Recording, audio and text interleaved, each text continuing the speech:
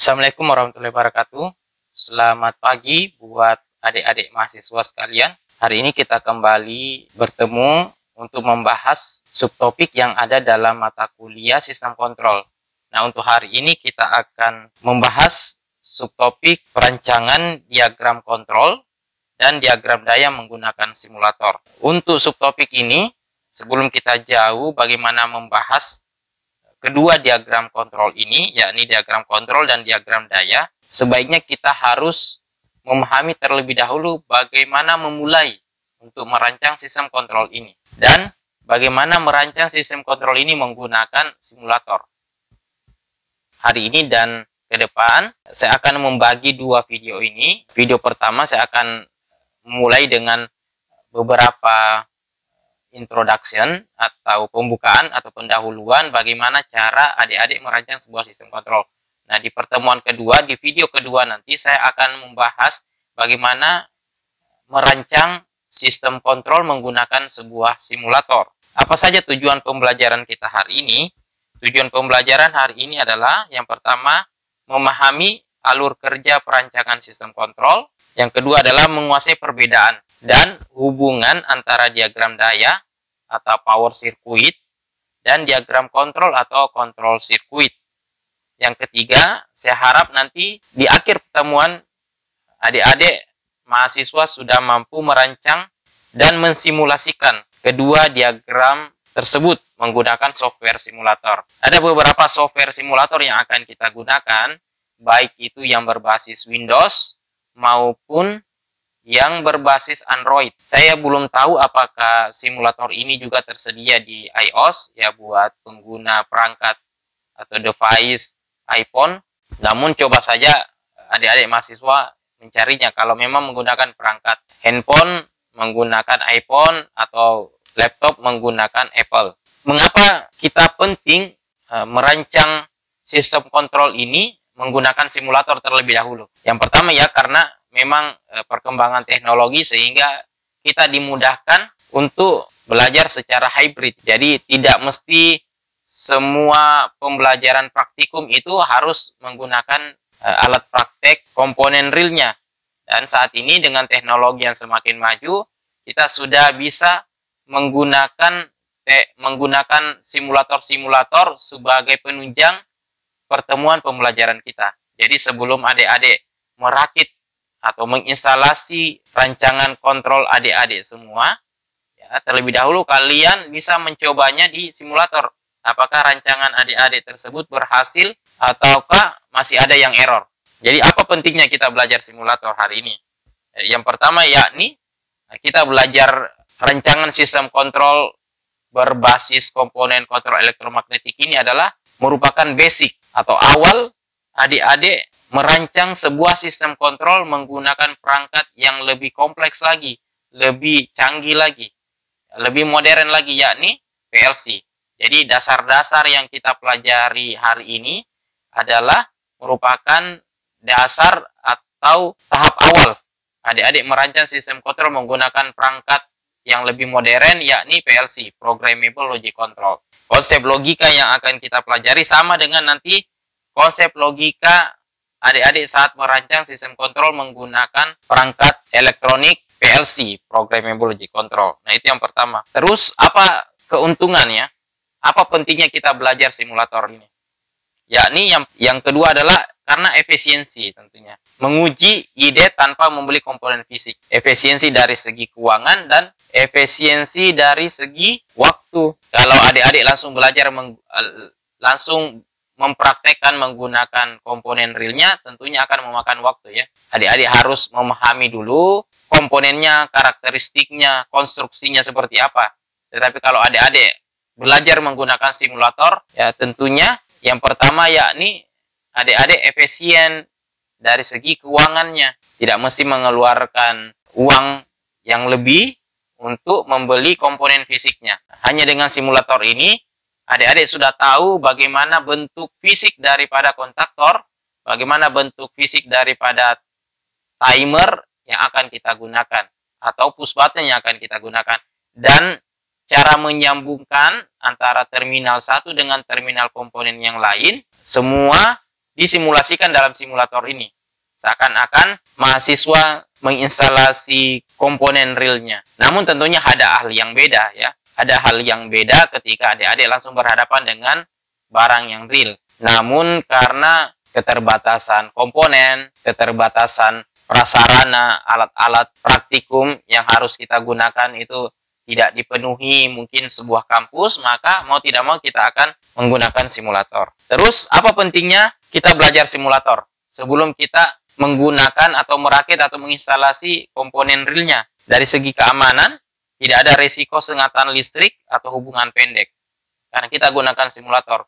Kalaupun nanti adik-adik merakit atau merancang sistem kontrol adik-adik itu, rancangan kontrol adik-adik di simulator ternyata ada yang salah, ada yang error ya. Cuma ada notifikasi bahwa rancangan adik-adik itu ada yang keliru. Tapi kalau adik-adik merancang langsung di komponen realnya, maka kemungkinan ya pasti ada sengatan listrik kalau adik-adik bekerja tanpa memperhatikan kondisi keamanan ya. Bekerja dalam kondisi bertegangan itu akan sangat berbahaya buat operator karena bisa jadi terjadi sengatan listrik dan tidak akan mungkin juga terjadi hubungan pendek kalau kita menggunakan simulator. Beda halnya kalau adik-adik langsung menginstalasinya dalam sebuah perangkat realnya, komponen realnya, bisa saja akan terjadi hubung singkat karena kekeliruan kita dalam menyambung atau menginstalasi sebuah perangkat kontrol tersebut. Kemudian faktor apa saja sehingga kita penting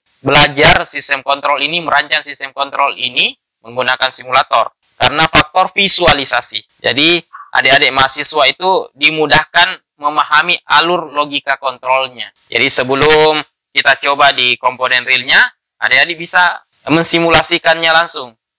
Ketika adik-adik rasa rancangan kontrol adik-adik itu sudah bisa dioperasikan, maka kita bisa play dulu mencoba rancangan tersebut di simulator. Jadi visualisasinya ada.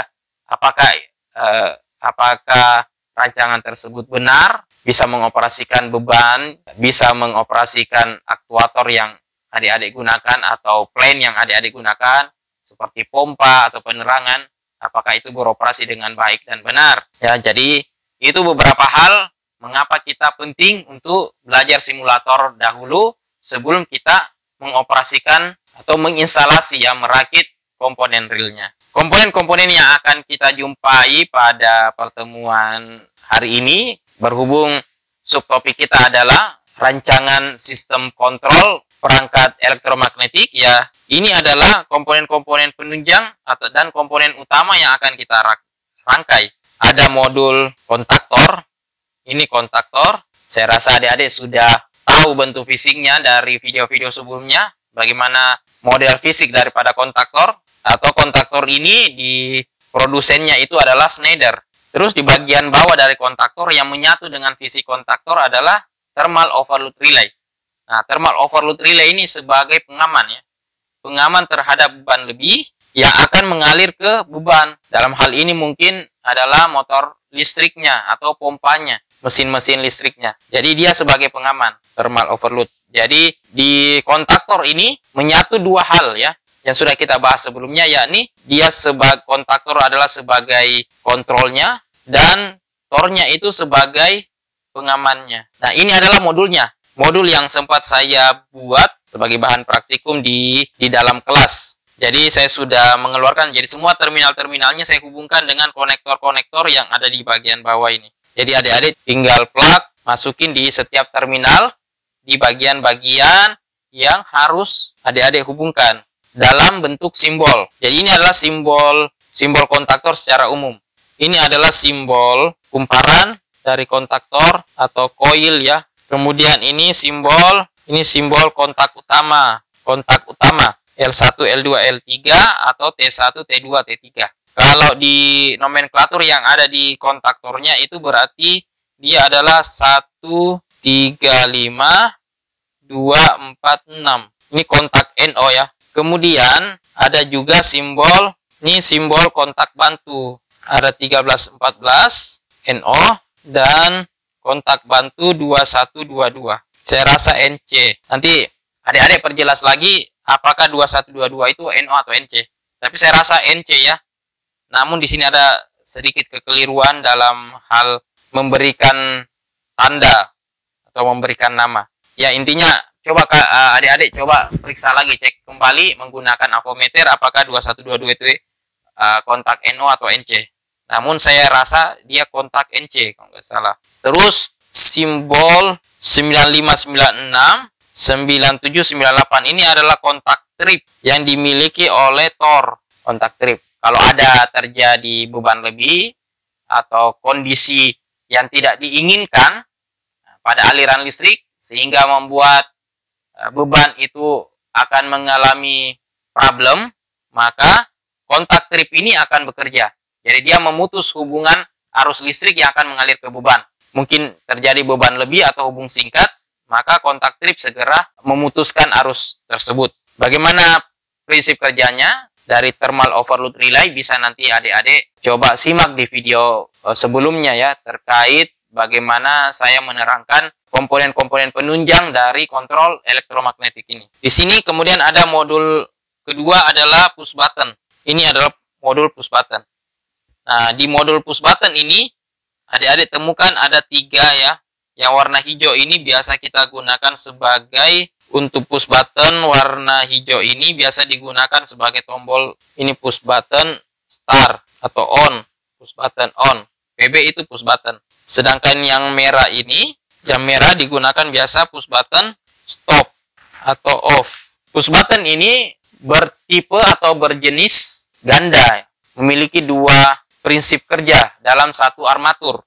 Jadi yang sisi bagian merah ini, nah sisi merah ini dia kontak NO, ini kontak NC-nya, dan yang bagian sebelah kanan ini adalah kontak NO.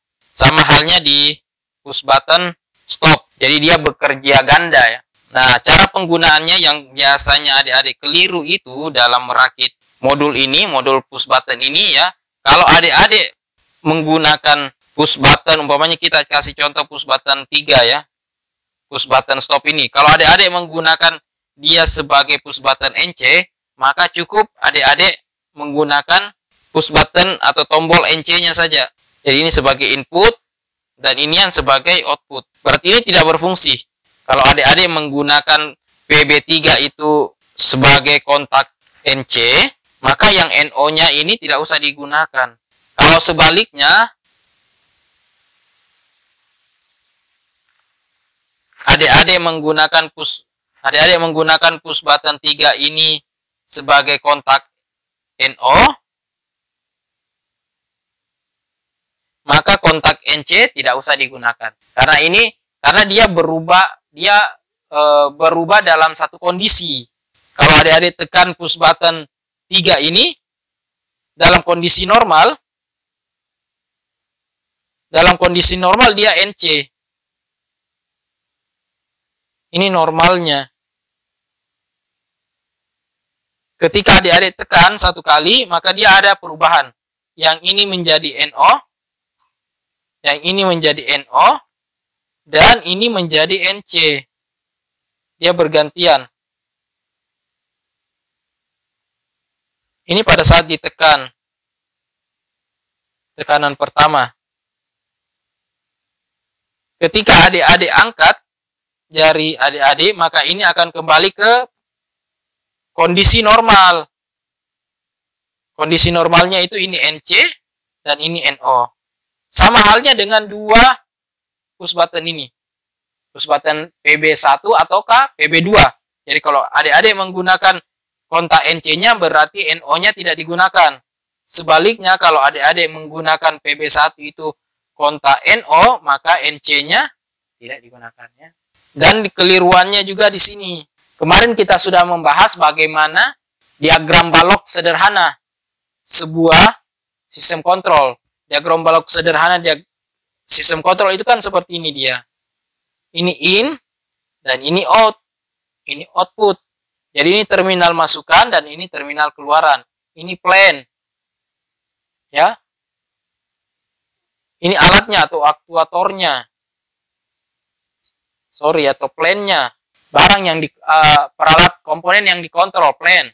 Jadi sama halnya dengan push button ini, kalau push button 3 adik-adik gunakan, kalau adik-adik menggunakan terminal ini sebagai input, maka ini outputnya. Atau sebaliknya juga boleh. Kalau ini input, berarti yang ini output. Jangan seperti ini. Biasanya ada begini dia. Dia masukkan di sini kabelnya sebagai input. Nah, di sini outputnya. Nah, ini salah ya. Tidak seperti itu. Ataukah di sini input, kadang juga ada di sini input. Nah, dia outputnya juga di sini. Nah, ini juga salah. Intinya, adik-adik harus perhatikan. Kalau adik-adik gunakan kontak PB3 ini, kontak NC-nya, maka NO-nya tidak digunakan. Jadi di sini input dan outputnya itu di sini. Ini output. Ini input. Ya, seperti itu. Jadi kalau ini input, berarti yang ini output. Bolak-balik bisa ya. Kalau ini input, berarti ini output. Nah, komponen berikutnya yang akan kita gunakan adalah MCB. MCB 3 fase. Dan sebagai beban adalah pompa. Nah, ini adalah komponen-komponen yang akan kita coba rangkai dalam satu rangkaian kontrol sederhana, kontrol komponen elektromagnetik. Nah, sebelum kita merancang sistem kontrol, ada pembahasan yang adik-adik harus ketahui, yakni mengenal simbol-simbol dari komponen-komponen. Karena sesungguhnya di line diagram itu, line diagram atau rancangan listrik di atas kapal adik-adik itu adalah bentuknya atau memberikan keterangan berupa simbol-simbol seperti ini saja.